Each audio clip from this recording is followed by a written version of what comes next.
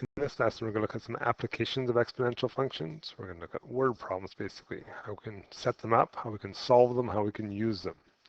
So some introductory thoughts. All our exponential function applications will take this format, y equals b times a to the x. B is always your initial value, what you're starting at. A is going to be our rate of change.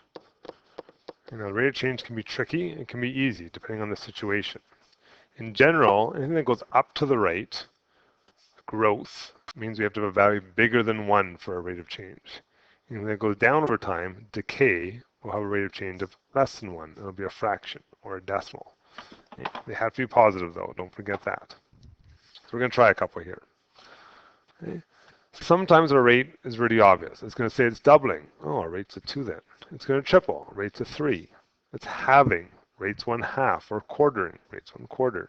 But other times, our rate is being given as a percentage. Percentage is an obvious way of making something grow or decay. It's adding or subtracting a really small portion to 1.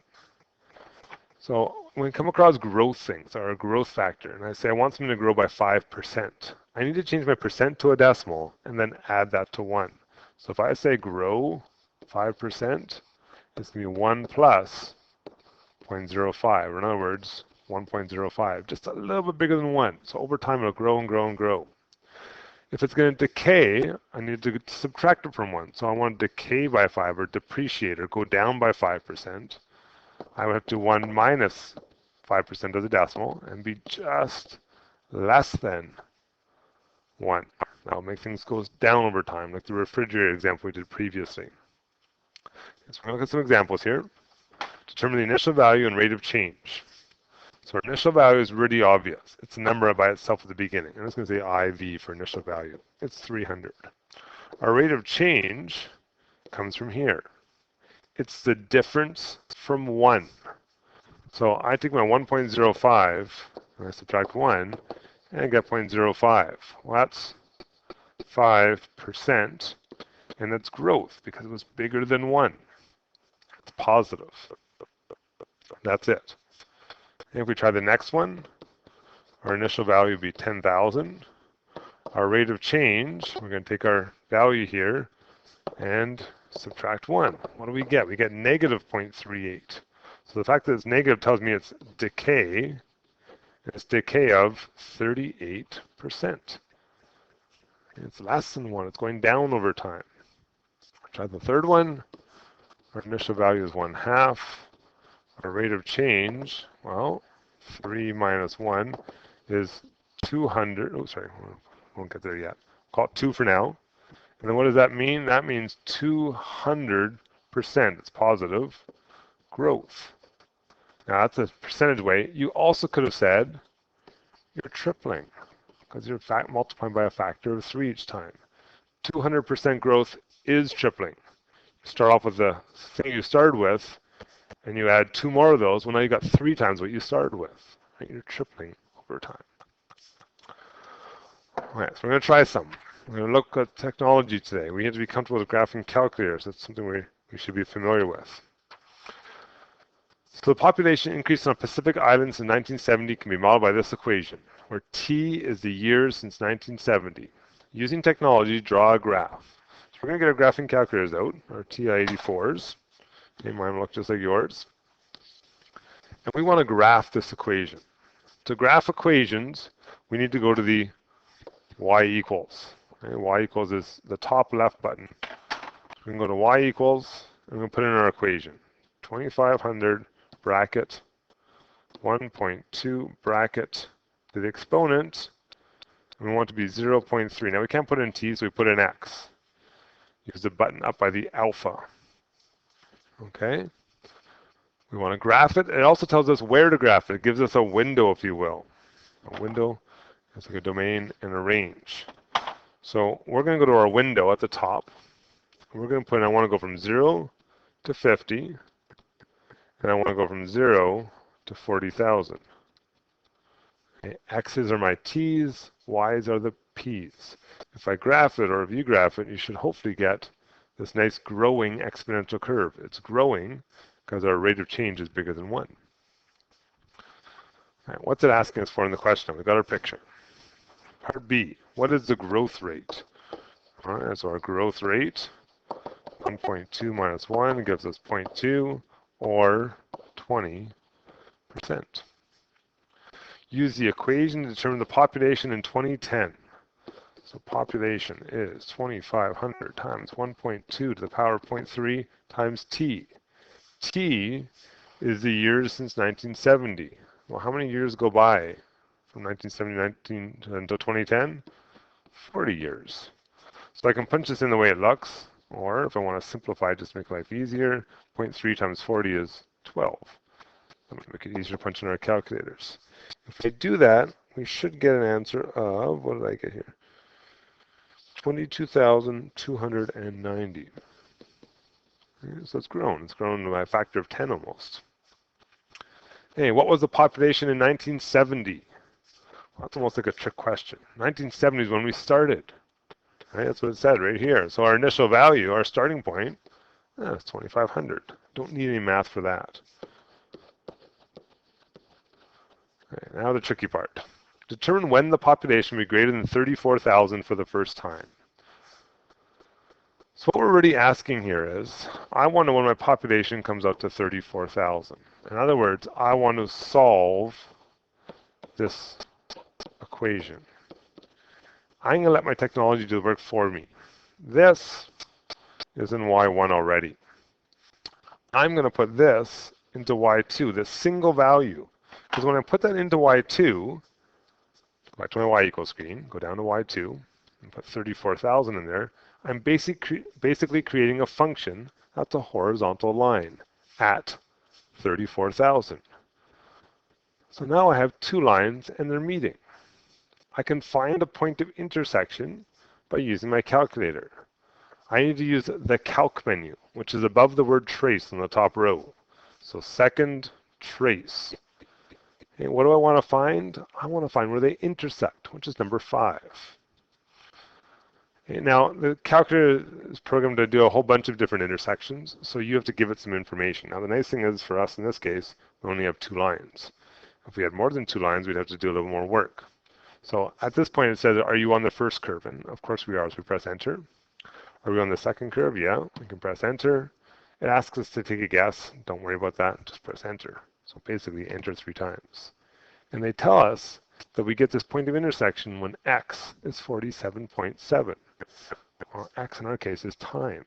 So t equals 47.7 years. It's a really quick calculation. The only trick with the graphing calculator is for the calculator to be able to find a POI, a point of intersection, it has to be able to see it. So sometimes we're going to have to play with our window a little bit to adjust it so we can see where they intersect. Okay, there's that question. We'll try the next one. A rumor spreads through a group of teenagers according to this model, this exponential curve. So over time, more and more people hear it. Determine the number of teenagers who started the rumor. What was our initial value? Our initial value is right here, 2. 2 people started it. That's all it takes for a rumor to spread, right? Okay. How many people have heard it after 5 hours? Well, our number will be 2 times 1.81 times 0.7, and time is being measured in hours, so 5. Again, if you want to simplify it before putting in your calculator, you can do that. We have an exponent of 3.5. But when we calculate that, we should get, I got 16 people approximately. Okay, so it started pretty slow. I'm guessing over time it's going to spread faster and faster and faster. Part C, how long will it take for 150 teens to hear the rumor? So we want to solve the equation 1.81 to the power 0.7t. Okay, this is a graphing calculator question again. So go back to our calculators. We'll clear what we had in there first. So go back to your y equals and clear them. Okay, we'll put our new equation in. Our new equation is 2 bracket 1.81 bracket to the power of 0.7x. That's our growth. We want to know when do we hit 150. Now remember, we put in a window before. Okay, we have to adjust our equation, or adjust our window to fit our new equation. So x in this case stands for the number of hours. So right now we have 0 to 50 hours. That seems like a lot of hours. I'm going to reduce that a little bit. I'm going to guess this rumor doesn't take that long to spread. Let's go down to 20. And we had 0 to 40,000. That was our population. I'm not worried about 40,000 people hearing the rumor. I need 150 people to hear the rumor. Now, as we usually do when we make graphs, we want to make our scales slightly bigger than what we need. So I'm not going to go to 150. I'm going to go all the way up to 200. So slightly bigger than I need. If I graph it, hopefully I get an exponential growth curve, which I am. Hopefully I get a straight line at 150, which I am. And I can find my intersection. Second, trace, get the calc menu. Number 5 for intersect, and enter, enter, enter. And according to this, it's going to take us approximately 10.4 hours for that 150 people to get that rumor. So in the first 5 hours, we only got to 16. If you add 5 more hours in, we're up to 150 already. It's growing faster and faster and faster. And as we said, that's what happens with exponential curves. All right, so those ones had equations. Here we're going to try and build ourselves an equation. So we have the area of land covered by rainforest in Brazil. It's declining by 3.5% per annum. That just means per year. There's currently 1.5 million hectares of rainforest in Brazil. Write an exponential model that can be used to model the rainforest after T years. So, my rainforest. My initial value is 1.5 million. Rather than writing in all those zeros, I'll just use my units as millions. My rate of change starts at 1, but I want it to decline, so go down by 3.5%. As a decimal, that's 0.035 to the power of x. Actually, it says t, so I'll change it to t. Okay, I want to simplify this just a little bit. I'll do the bracket stuff inside there. I get 0.965, and I have myself an exponential model. Really quick to make these things. In part B, find out the land that's covered in 10 years' time. Well, I can do that. I don't need a fancy graph to do it. I just use my equation. In 10 years' time, we're down to 1.05, and remember this was million hectare. Okay. Part C, calculate the number of years it will take to decline to 0.5 million hectares. So we're trying to solve that equation. Okay, we're back to our graphing calculator. Let's go back into our y equals. Let's clear out those old equations. Put in our new equations. 1.5 bracket, 0.965 bracket to the power of t, or x. I want to hit 0.5. Got to fix my window. X represents years. Is 20 years enough? Far enough in the future? Maybe. We'll have to check. Seems reasonable. And our y's. Our y's is how much rainforest we have. Now, in previous, our population was growing. Here, it's actually shrinking. I need to go as low as 0.5. I need to start as high as 1.5. That's my initial value, right? So I need to make sure my y's include both of these things. Right now, my y's go all the way up to 200. Kind of a little too big, probably. So I'm going to lower my y's. I only need to go as big as, I don't know, 2 million hectares. Okay, that way it's slightly bigger than what my graph needs. Let's give it a try. Here's my declining function, my exponential function. Kind of looks like a line a little bit, but it's going down. Oh, there's my straight line. They don't meet. The graphing calculator won't find the POI unless they do. So I need to make my graph longer. I can do that by changing how many years into the future. I had it at 20. Let's make it bigger. Let's go to 50 years in the future and see what happens. So here's my exponential decline, my decaying. Here's my line. They meet. I can calculate number 5, enter, enter, enter. It's going to take approximately 30.8 years until that rainforest has declined. Yeah, that graphing calculator is really handy technology. It's really easy to figure out where things are, how to solve them, as long as you can see them. Just be careful of that window. Okay, last one.